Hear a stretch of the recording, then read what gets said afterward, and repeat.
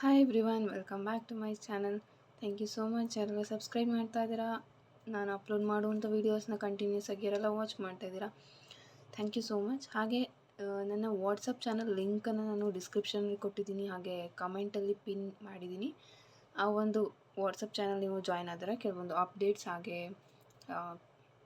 Rituals ಬಗ್ಗೆಯೂ ನಿಮಗೆ update ಸಿಗ್ತಾ ಹೋಗುತ್ತೆ, and webinars.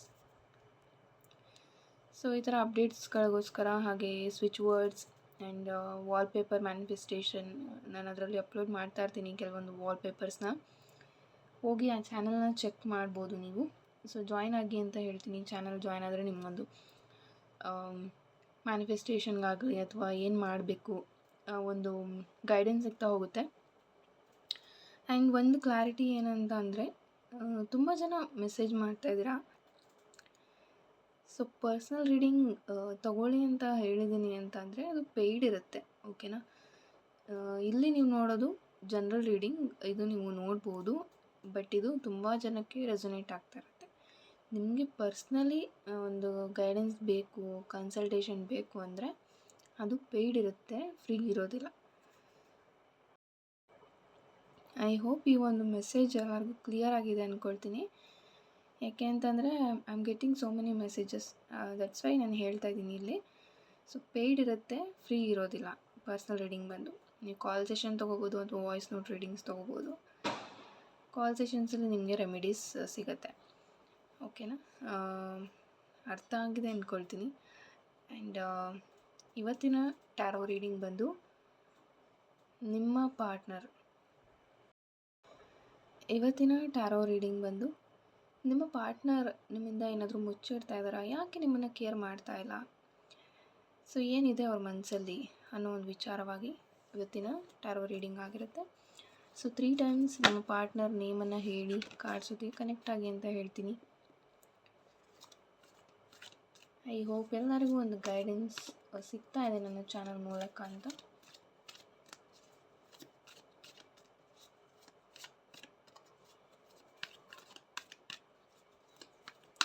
So first card, ಇಲ್ಲಿ ನೀವು ಮಾತ್ರ ಕೇರ್ ಮಾಡ್ತಾ ಇದ್ದೀರಾ, ಈ ಪರ್ಸನ್ನು ಅಷ್ಟೇ ನಿಮ್ಮ ಬಗ್ಗೆ ಕೇರ್ ಮಾಡ್ತಾರಾ, ಅಥವಾ ಆ ಒಂದು ಕಾಳಜಿ ಪ್ರೀತಿ ಇದ್ದರೂ ಅವರು ನಿಮ್ಮ ಮುಂದೆ ತೋರಿಸ್ಕೊಳ್ತಾ ಇಲ್ವಾ, ಏನಾದರೂ ಮುಚ್ಚಿಡ್ತಾ ಇದ್ದಾರಾ ನೋಡೋಣ.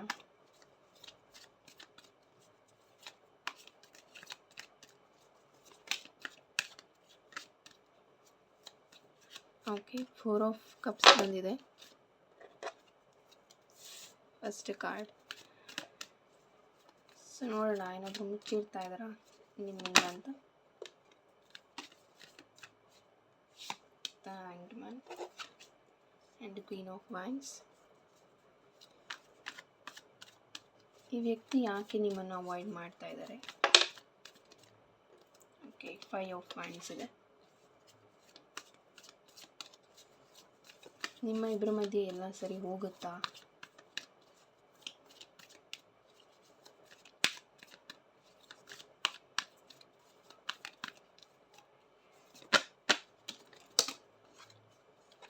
ಓಕೆ, 2 ಆಫ್ ಸಾರ್ಟ್ಸ್ ಇದೆ. And next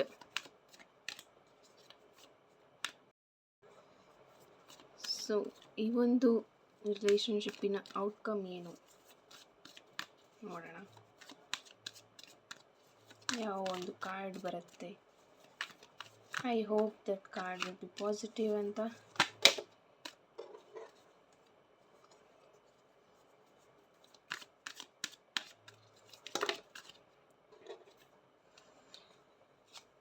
okay, wheel of fortune, beautiful card. Let me arrange it.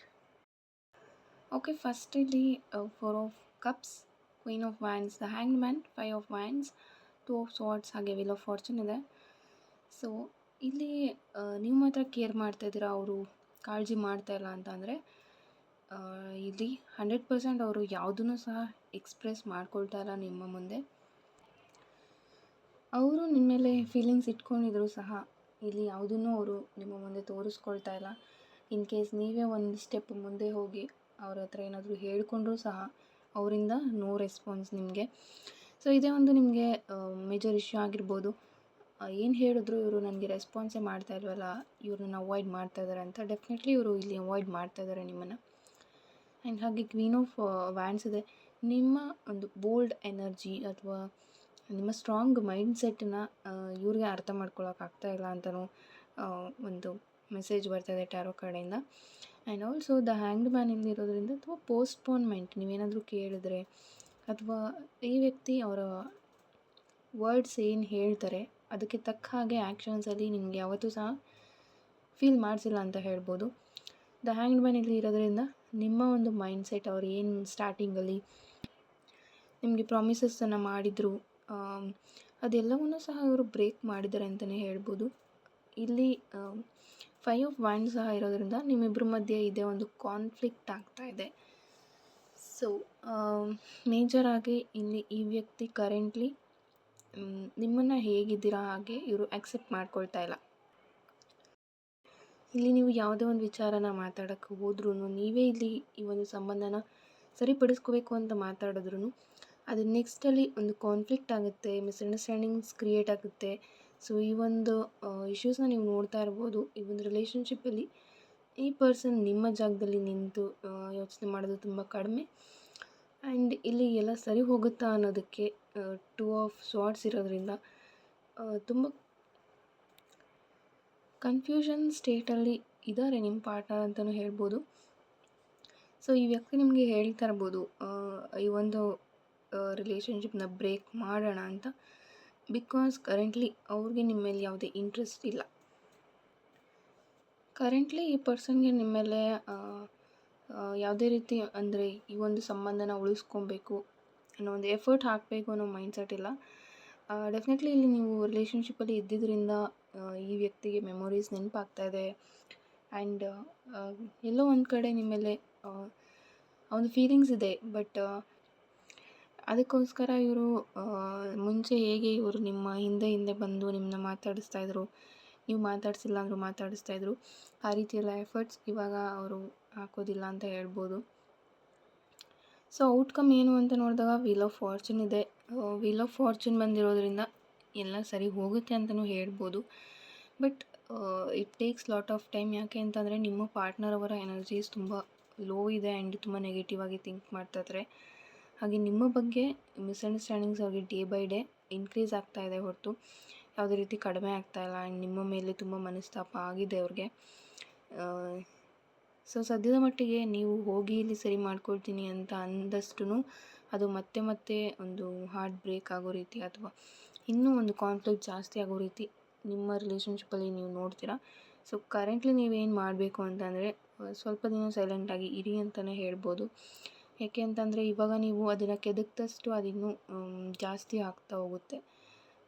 So ನೀವಿಲ್ಲಿ ತುಂಬ ಕ್ವಶನ್ಸ್ ಕೇಳ್ತಾ ಇದ್ದೀರಾ ನಿಮ್ಮ ಪಾರ್ಟ್ನರ್ಗೆ. ನೀವು ಈ ಒಂದು ಸಂದರ್ಭದಲ್ಲಿ ಯಾವುದೇ ಒಂದು ಕ್ವೆಶನ್ನ ಅವ್ರನ್ನ ಕೇಳಿದ್ರೂ ಅವ್ರ ಕಡೆಯಿಂದ ಯಾವುದೇ ಉತ್ತರ ಬರೋದಿಲ್ಲ. ಸೊ ಕೇಳಿ ನಿಮ್ಮನ್ನು ನೀವು ಹರ್ಟ್ ಮಾಡ್ಕೊಳ್ಳೋದಕ್ಕಿಂತ ಜಸ್ಟ್ ಅದಕ್ಕೆ ಒಂದು ಸ್ವಲ್ಪ ಟೈಮನ್ನು ಕೊಡಿ ಅಂತ ಹೇಳ್ತೀನಿ. ಸೊ ಇದಾಗಿತ್ತು ಇವತ್ತಿನ ಒಂದು ಜಸ್ಟ್ ಶಾರ್ಟ್ ವಿಡಿಯೋ ಮಾಡಿದ್ದೀನಿ ಇವತ್ತು. ಆ್ಯಂಡ್ ಇನ್ ಕೇಸ್ ನಿಮಗೆ ಪರ್ಸ್ನಲ್ ಕನ್ಸಲ್ಟೇಷನ್ ಬೇಕು ಅಂದರೆ ವಾಟ್ಸಪ್ ನಂಬರ್ಗೆ ಮೆಸೇಜ್ ಮಾಡ್ಬೋದು. ಹಾಗೆ ಅದು ಪೇಯ್ಡ್ ಇರುತ್ತೆ, ಫ್ರೀ ರೀಡಿಂಗ್ಸ್ ಇರೋದಿಲ್ಲ. Thank you so much. God bless you all.